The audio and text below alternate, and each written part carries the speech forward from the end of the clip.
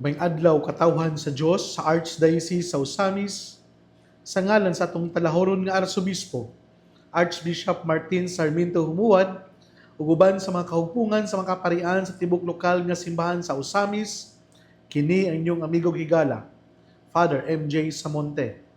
Maghahatod og pamalandong ninyo karong adlaw karon nga Martes, sulod sa ika-33 nga Domingo sa ordinaryong panahon. Nobyembre 18, 2025. Ang ebanghelyo na atong pagabasahon o pagapamalandungan karon atong pagakutloon sa ebanghelyo sumala ni San Lucas. Si Jesus mipadayon ngadto sa Jericho ug samtang miagi siya, may usa ka dato nga ginganlag Sakeo nga pangulo sa mga kobrador sa buhis nga naninguha pagtan-aw kung kinsa siya. Apan mubuo si Sakeo ug wala siya makakita kang Hesus. Tungod sa panon sa mga tao, busa midagan siya una sa panon ug misaka sa kahoyng sikomoro aron makakita siya kang Hesus nga moagid niadtong dalana. Sa pag-abot na ni Hesus niadtong dapita, mihangad siya sa kahoy ug miingon kang Sakeo, "Kanaog dayon, Sakeo, kay adto ako moabot sa imong balay karong adlaw." Mikanaog si Sakeo pagdali ug sa dakong kahinangop, midawat kang Sakeo ang tanan nga nakakita niini ug nagbagulbol kining tawhana nga namisita sa balay sa usa ka makasasala. Ug mitindog si Sakeo ug miingon sa Ginoo, "Sir, paminaw ihatag ko ang katunga sa akong katigayunan ngadto sa mga kabus. Ug kung ako nakalimbong kang bisan kinsa, ulian ko siyang upat ka pilo." Si Jesus miingon kaniya, "Karong adlaw miabot ang kaluwasan ni ining balaya, kay kining tawhana kaliwat usab ni Abraham. Kay mianhi ang anak sa tawo aron sa pagpangita o pagluwas sa nawala." Mga igsoon ang ebanghelyo sa Ginoo. Daygon ikaw, Kristo. Mga igsoon kada ni Kristo, maayong adlaw kanatong tanan. Kung ato ang namatikdan ang atong ebanghelyo karon, usa ka ebanghelyo nga naghatag kanato og paglaom ug bag-ong kinabuhi. Ngano paglaom man? Tungod kay ang usa ka tawo nga makasasala gi-consider as public sinner kay tungod si Sakeo usa man ka tax collector, siguro makaingon ta nga daghan ang nasuko, nalagot, or kanang gi-consider siya nga sinalikway sa katilingban tungod sa iyang pagkamakasasala. Pero despite of that, sa dihang nakadungog siya sa ngalan ni Jesus, nahadya ang kaikag, ang eagerness to see Jesus. Kay daghan man siyang nadunggan about ni Jesus, ang Jesus na usa ka healer, ang usa ka Jesus nga mubuhat og mga milagro, mupakaon og libo-libo ka mga tao, mubuhi og mga minatay. Ug siguro nakita ni Zaccheo ang kana bitong gitawag nato o ganang radical change of heart and mind.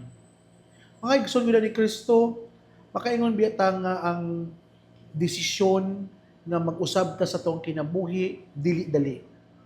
Tungod kay every time we make decisions in life, naatay mga angay nga totally nga talikdan ug naapod tay angay i-embrace nga dili dali nga lifestyle o bag-ong kinabuhi. Siguro sa dihang mi-decide si Zaccheo nga talikdan niya ang kinabuhi nga manglimbong, sobra-sobra ang pagpangulikta og buwis ngadto sa iyang isig kaingon, nakita niya na ang kinabuhi sa usa ka tawo dili dahil mahimong malipayon lamang sa mga bahandi nga iyahang na-accumulate sa kinabuhi. Siguro napagtanto ni Zaccheo na miabot siya sa kana bitawng gutlo sa iyang kinabuhi na iyahang na-realize na ang tao dili day mahimong malipayon sa bahandi lang. Kung saon man nimo ang bahandi, pero kung wala kung kay mga higala. Unsaon man nimo ang mga butang nga kalibutanon, pero wala pug kay mga tawo nga maduulan tungod kay sila wala ganahin nimo.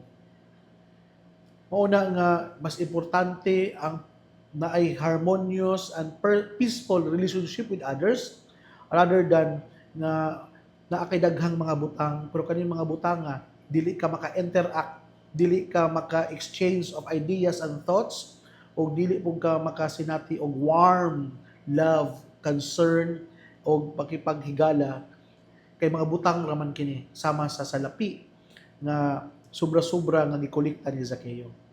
What is my point, my dear brothers and sisters in Christ? Siguro sa kinabuhi sa tao, mintras wala pa ta nakarealize kung unsa gyud ang tinuod nga meaning and purpose sa kinabuhi, no? Daghan kitag mga longing and daghan kitag mga gusto nga ma-acquire sa kinabuhi. Daghan kitag gusto maangkon sa kinabuhi. Kinagtuo ta na kining mga butanga maoy makahatag kanato og tinuod nga kalipay. Makahatag kanato og real sense of contentment and satisfaction. Nakalimot ta nga kaning mga butanga usahay buhatag lang nato og temporal happiness.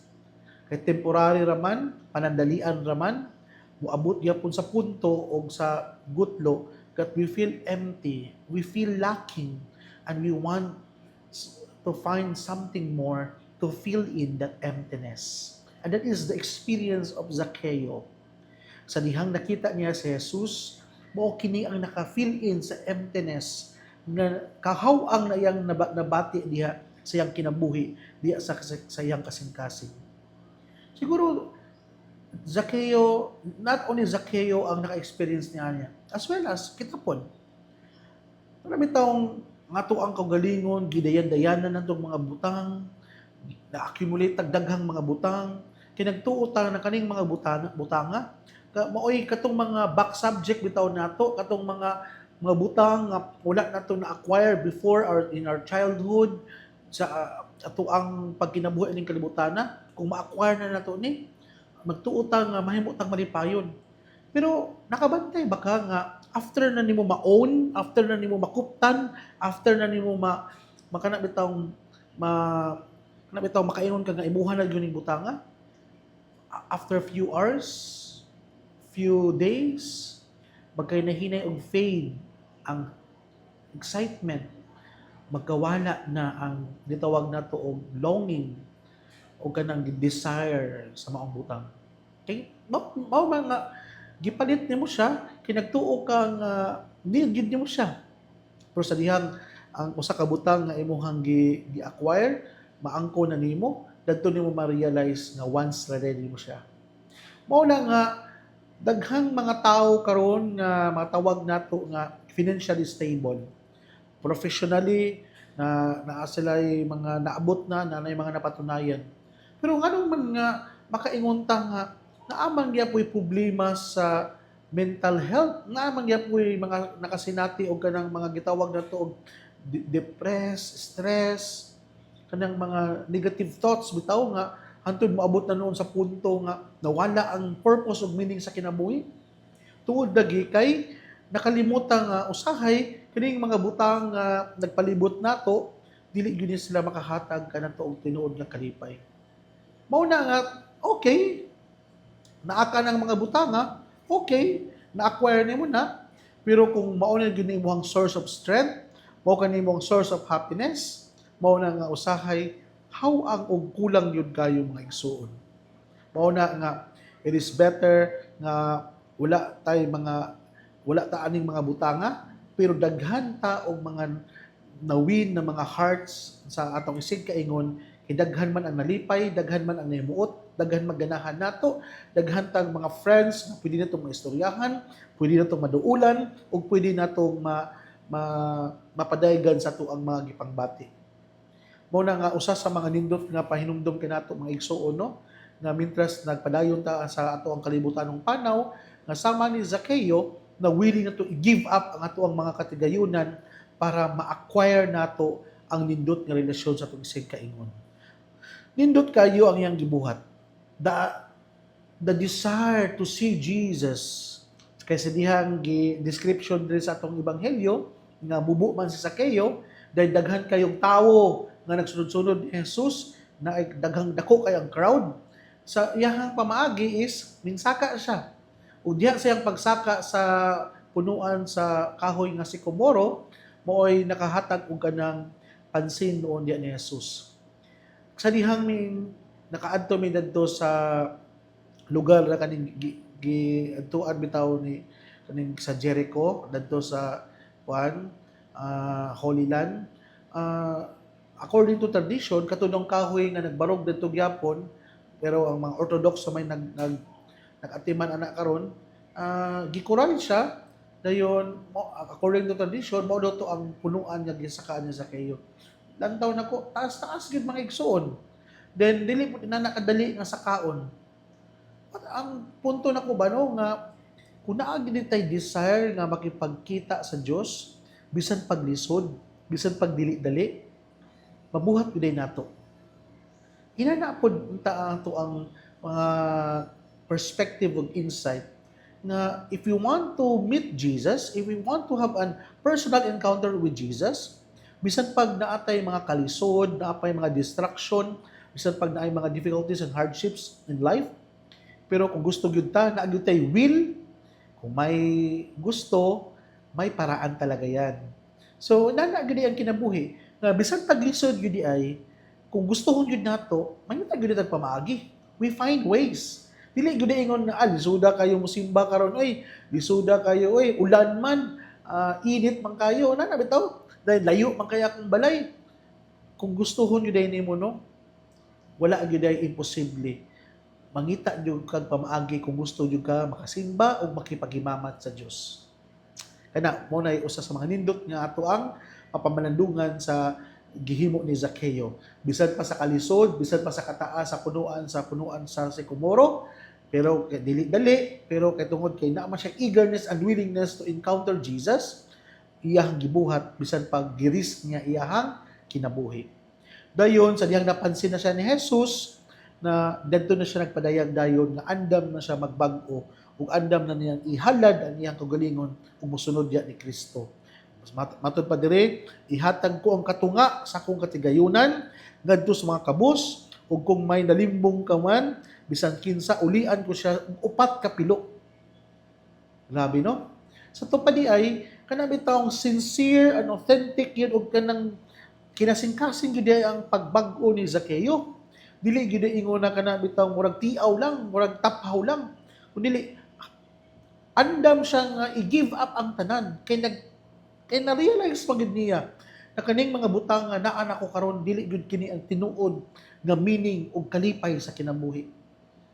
Mga igsoon ko na ni Kristo, abot po sa takna sa tong kinabuhi nga ma-realize bitaw nato, mapagtanto bitaw nato na kining tanan nga ato na naa nato karon dili gyud kini maoy tinuod nga kahulugan sa kinabuhi. Ang tinuod gyud nga kahulugan sa kinabuhi kana bitaw ang nangandam ta sa kinabuhing walay katapusan. We are preparing for the eternal life. We are preparing for sa ato ang panaw padulong sa langit. Ug maandam kita moatubang sa Dios tungod kay kita nagtinarong man ang kinabuhi, willing yun dito i-give up ang tanan. Tinuod na mga igsuon. Kana bitaw naamag yun tayo mga insecurities and kalibutan na. Tungod sa itong mga insecurities, we want to secure financial, health, things, sa pa ba na, relationship, spiritual security. By all means, kaning mga unsay i-offer sa kalibutan, if possible, atong sigurohon nga naataan ni kay nagtuota nga mao ni security nga maghatag ka nato og tinuod nga kalipay ug meaning. Pero sa dihang moabot pud sa takta sa tong kinabuhi nga muning kana bitawng we stretch the limit, ato na silang nagamit, ato na silang na-experience, o ato na gyud silang nakita na gyud nato kung ara gyud taman ang ilang mahatag sa tong kinabuhi. Makadto na to ma-realize nga only God is the ultimate source of happiness and contentment na mo'y makahatag niini.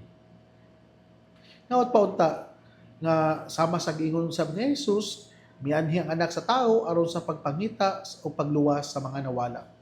Nawala si Zaccheo.